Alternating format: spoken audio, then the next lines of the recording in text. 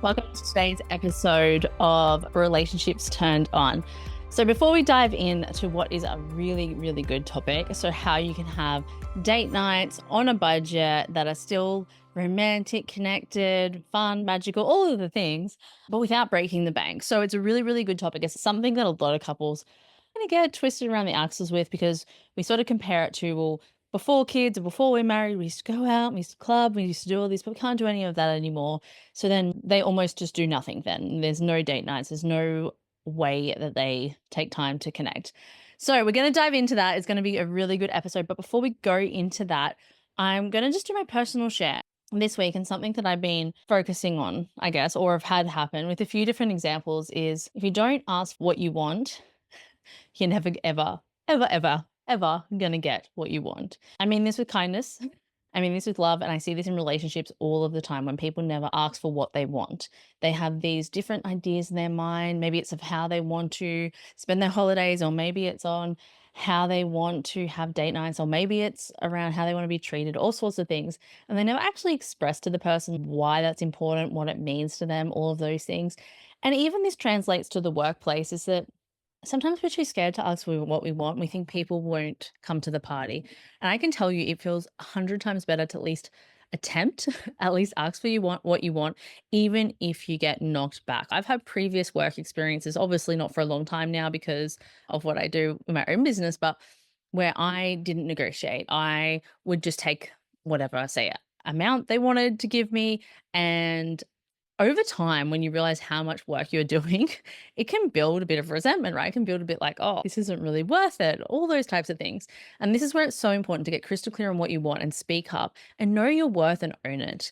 And so this can be translated, like I say, in all different areas. It can be around asking for that raise. And of course, you'll do these things in the right way, but it can be around asking even your kids in the household and getting them to clean up and do things like what that means to you, what that means to them, how it's impactful and positive to them. You'll find there's heaps and heaps of studies on how that actually helps you raise more disciplined, resilient kids who are more functioning. It's probably not the right word, but they are better able to adult, essentially. They are able to look after themselves better. They have better standards for themselves and others around them. And that's what we want. And so when you're clear on what you want, what your worth is and what you know, it's amazing on what can happen. And that's just something that's landed for me. I mean, it lands all the time, but it landed again recently with a current experience. And I just wanted to share that because I think too many of us shy away and think, well, it can't happen. Or they won't agree or whatever. We have all these stories in our heads, but you don't know until you ask.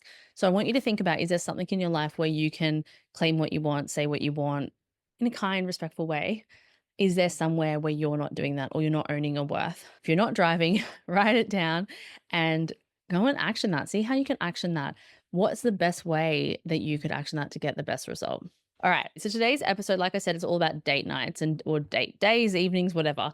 I think we get so caught up in the splurge mentality, like it's got to be all out this romantic dinner and it's going to cost hundreds and all of this sort of stuff.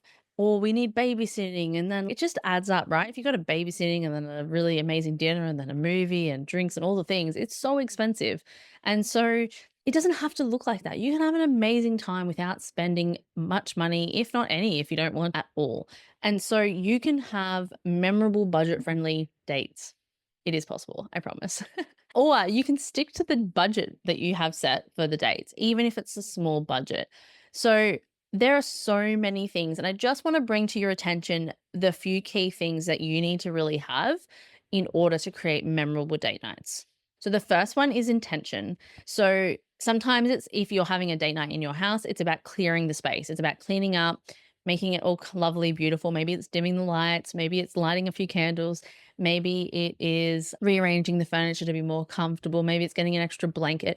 It is intention and attention to detail that makes all of the difference to set your evening up or day up or whatever it is for success. So it doesn't matter that you get a candle from the other room that you've used 100 times before. It doesn't matter that you're using the things you use a million times before. It's the same blanket. It doesn't matter. None of that matters.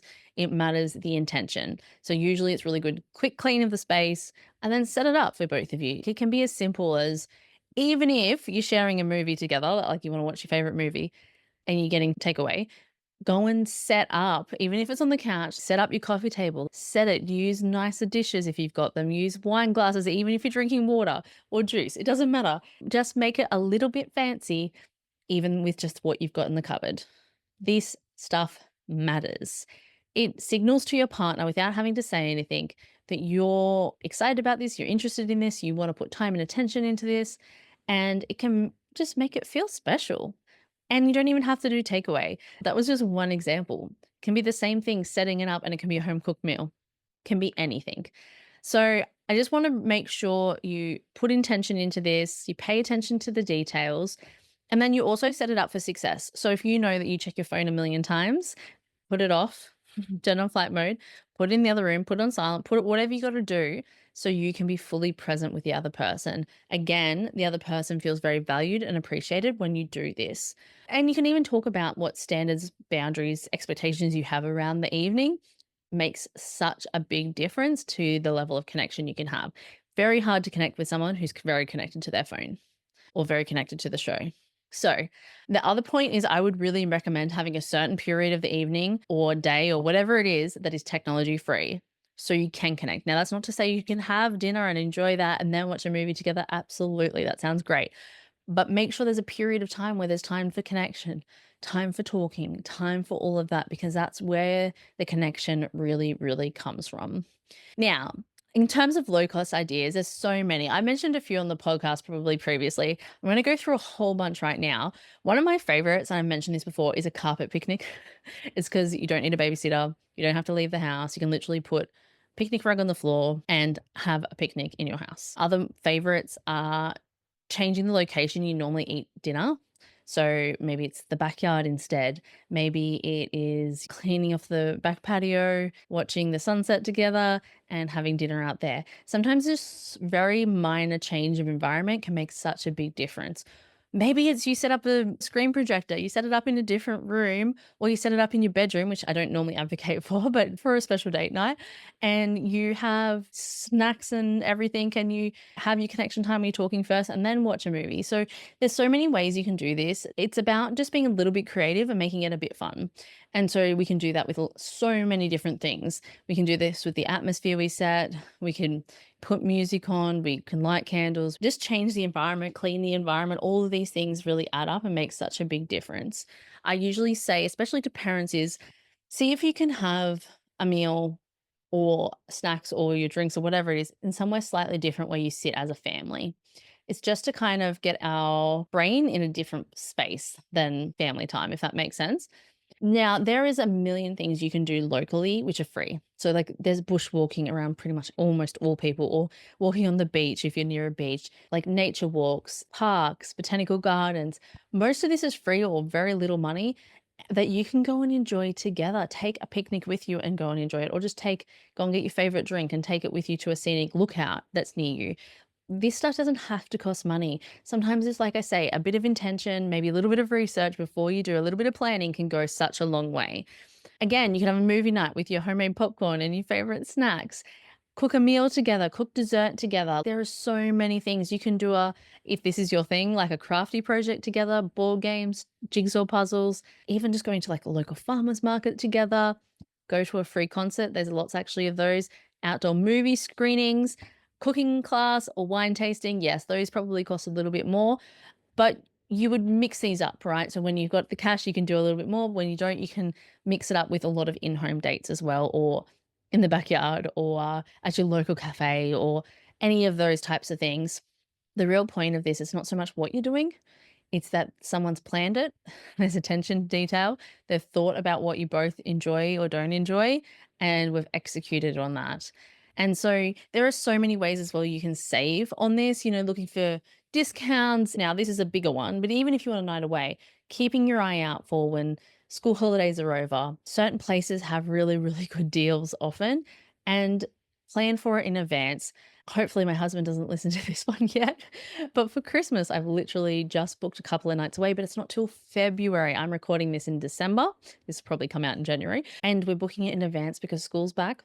It's on a Sunday night and a Monday night, which is like the lowest cost ones, but it's our favorite place and we just love going there. So you really just Be creative, be strategic, borrow someone's camper trailer and go camping, borrow a tent and go camping. There's so many cheap ways that you can have nights away together as well without breaking the bank. And let me tell you, it's imperative. So many people will wrestle with me on this one when they first see me. They're like, oh, I don't think we could do it, the kids. And then once they do it, they're like, I can't believe how many conversations we've had. I can't believe how many resolutions we've come to. I can't believe how much we've creatively problem solved from having time away and how much more connected we feel. It is a habit that should be in everybody's calendar at least every 3 months. Sounds like a lot. I promise you, it feels like not enough. Once you start doing every 3 months, it is so, so worth it. So even now we're sitting at this most likely at the start of 2025. So plan it, get out your calendars. When you're going to go away for 1 night or 2 nights, can be local. We don't even leave far. We are very accessible to the kids if they need us. Like we're back in an hour-ish, an hour and 15. So you don't have to get on a plane and go to Europe. It doesn't have to be crazy. Make it simple, make it easy, make it sustainable, make it relatively cost effective. And this can be such a big deal to transform your date nights or little getaways. So there's often a lot of local free events. You can get online and check them out. There's usually calendars on there. Go to those, make them your date nights. They're free concerts and things, festivals and things like that. This is such a great way to have exciting, fun, different date nights without having to stretch the budget at all. Honestly, you can even make your own entertainment. Like I've already mentioned, where you can make your own entertainment with making a meal together, a movie marathon, playing board games, even working on a project. I have a lot of couples that really enjoy like maybe gardening together or home renovations. And some people will say, ugh, that doesn't sound like me. That's okay. You know, there's different things for different couples. So you just got to find what fits you and your partner. And just shop around for deals. Honestly, if you look in advance, like I said with that example, I have looked in advance. I'm even going to look for a few more now in December for 2025. So they're in the calendar. So we prioritize one another. And also, so it's not going to break the bank, but also we're forward planning. We know what's coming up. So we can go, and to be completely transparent, we have so many of our dates at home. We don't leave home most of the time for our dates, but we have intention. We have awareness of what we want it to look like. Sometimes we'll even think of it like our favorite, this is a funny one, our favorite food. So when I was at uni and my husband was in the army, we would have mee goreng noodles. And recently somehow the conversation came up about it. I haven't had them in, I think, 10 years. And we're like, we should get that for date night. So like the whole packet, I think, cost us $5. And you know, that I don't know how many meals that had in it. 6 packets of noodles, right? For $5. And this is not a typical one. Honestly, this is a random new thing. And we had it together. We had a date night. We sat, we talked. Well, we had the Christmas tree lights on because it's Christmas. And it was beautiful. We really enjoyed it. It was definitely not a health food. Definitely shouldn't eat them all the time. But it was fun. It was something different. After we talked and had them, we sat and watched a great movie together. And it was just a really fun night. And we didn't leave home and it cost us less than a couple of dollars each. Now, obviously, you're not going to eat that every meal. I wouldn't recommend that myself. Like this is a super random example, but it just costs you what your regular dinner can cost you. Sometimes we won't even make dinner, but we'll have platter. We'll just cook up bits of some things that we normally eat and then maybe a few dips or a few cheeses. And we will just have a big platter and we'll share that together and we'll talk. And creating that platter together is in our mind a dropping in space of cool. We're going to have a date together because it's kind of a thing we do, right? Again, not expensive. Sometimes we've literally pulled it together with when we're almost ready for shopping day. It's not as good as, by the way, when after shopping day, but you get the drift. It doesn't have to be big. It doesn't have to be momentous. It's the intention behind it. And so you just got to find what works for you. There are simple, effective ways to connect, to have fun together, and to bring some joy. I think a lot of couples are actually missing fun, joy, and being flirtatious with one another.